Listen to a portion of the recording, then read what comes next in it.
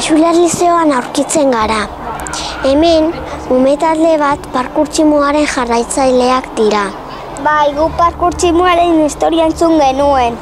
Eta zirkuito batzuk sortu ditugu. Asko entrenatu dugu. Eta oso trebea gea. Eskerrik asko ikus dezagun.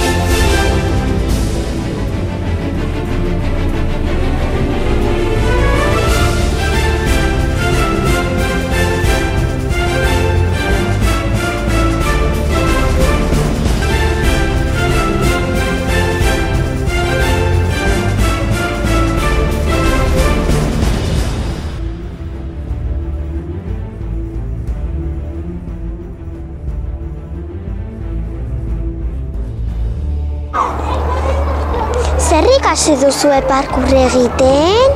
Gauza asko. Bizitza ausardia sartu behar dela, atzera inoiz ez begiratu eta arazoak gaindituz. Eskerrik asko laguna. Zuri.